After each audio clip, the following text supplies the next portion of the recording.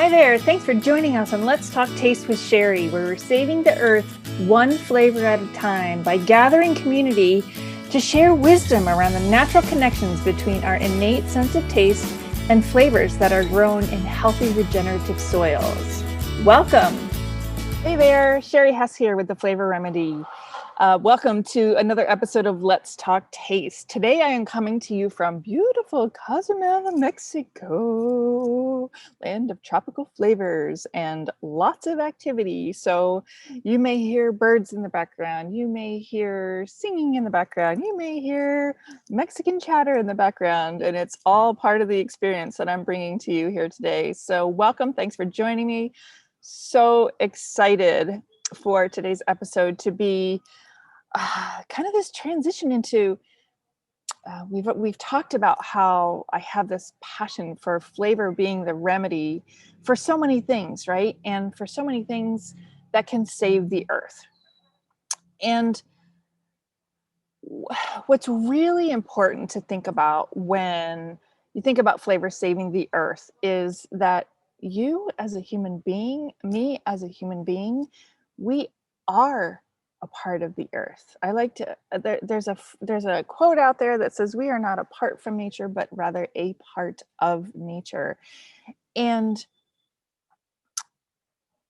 it's from that perspective that I want to come to you today from this beautiful tropical paradise, because if you're blessed enough to be able to visit a tropical location and you get to experience the beautiful food here in Mexico, one of the most popular fruits that you can get is a papaya, right?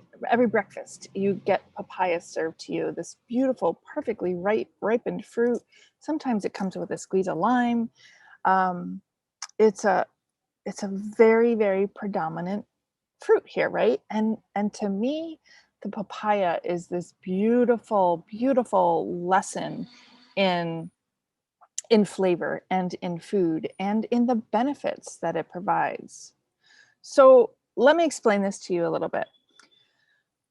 So when we think about our senses, right, we have our five senses. We have our sense of sight, our sense of smell, our hearing, our touch, and our taste, right? And we do focus on taste in this podcast, but you can't talk about taste without also including the sense of smell, right? So that will be a trend in every time we talk, and yet taste will always be the focus. So if you think about your senses, four of the five senses just happen for you, right? You don't have to think or make a choice to be able to smell these beautiful flowers that I have surrounded me.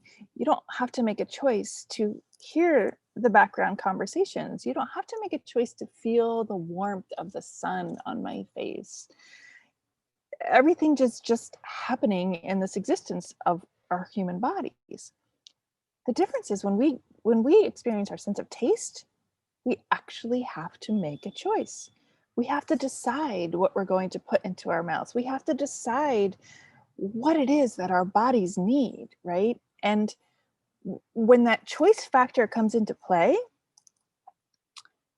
all of a sudden your brain takes over. All of a sudden your mind and all of the wisdom that you've gathered over the years about what is good for you, what is healthy, what is the government telling us to eat, what is the latest trend diet telling us to eat, what is the current concoction of scientific diet advice, all of a sudden everything's confusing.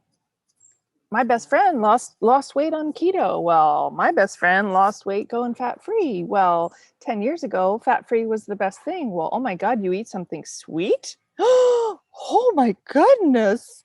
How dare you? How indulgent of you, right? Like we've created so much knowledge from the outside in about what's healthy, right? So part of what the flavor remedy is here to shine light on and to bring to the experience of eating is your own body's wisdom, right? You can call it intuitive eating. You can call it, um, you know, it's definitely a body awareness. But when you're thinking about a body awareness, you have to recognize that it goes beyond just the flavor. We talk about flavor because the flavor is our flavor is being hijacked. There's so many things about the experience of food right now, especially in the United States, where we're consuming more natural flavors, and everybody kind of knows to avoid artificial flavors, but no one has any concern about natural flavors in an ingredient. That's a whole episode in its own. We will go there eventually, but suffice it to say that these flavors that are being added into healthy foods that are being put onto our existing even produce is hijacking our sense of taste. So back to the papaya. How does the papaya teach us about living flavor? What I call living flavor, which is flavor that is grown and raised as nature intended, to put it simply. And living flavor is the caveat to what I believe is this wisdom that can take us to a whole new level on our planet, not only for our planet ourselves, but through us. So papaya. Who likes papaya? I wish I could poll the audience here, right? Who likes papaya? I personally am not a fan of papaya. And yet I have so much respect for the papaya. And let me tell you why. The papaya is a beautiful fruit, and the papaya is a magical fruit. And if you know the flavor of papaya, it's kind of like cilantro. I think it's one of those flavors that people are either in the yay camp or the nay camp, right? And I still eat papaya. And so let's go down this road. If you know anyone who doesn't like papaya, you probably know that what they say about the flavor and the smell of papaya is that it smells like vomit. Okay, I know we don't really want to be talking about vomit on podcasts where we're talking about things that taste delicious, but let's dig deeper here, right? So if you know anything about the benefits of food, right? It's easy to Google benefits of anything these days. So if you don't already know, papaya is known to be a beautiful digestive aid. Okay, so it helps to break foods down. The seeds of the papaya themselves are actually antimicrobial, so that you can take them for parasites. So if you think about these tropical lands and these tropical islands where they might not have the same kind of sanitation practices that we do in the United States, this becomes medicine for people, the actual seeds of the fruit. And what we don't even necessarily understand in the United States is that even our medicine is coming from plants like this, right?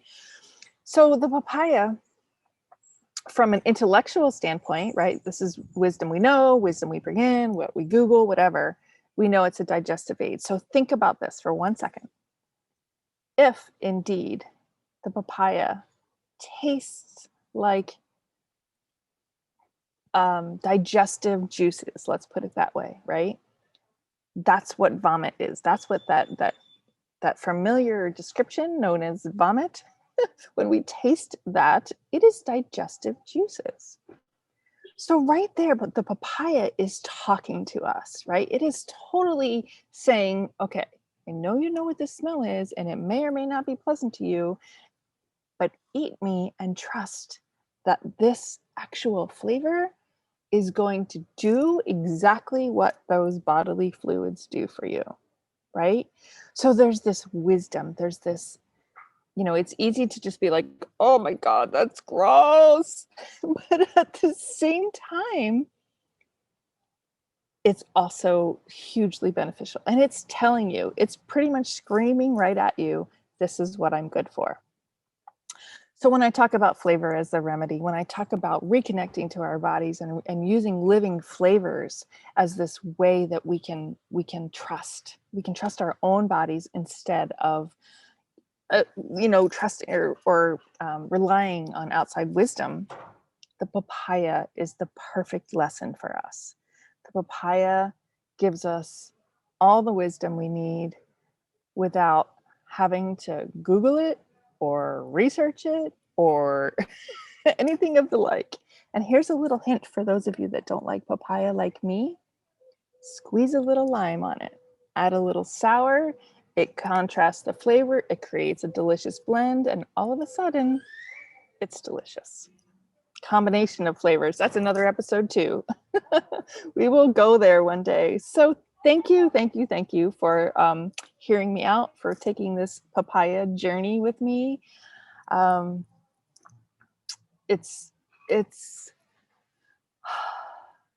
it's just one way that we can learn from the food that we consume on a daily basis, as long as you're consuming living flavors.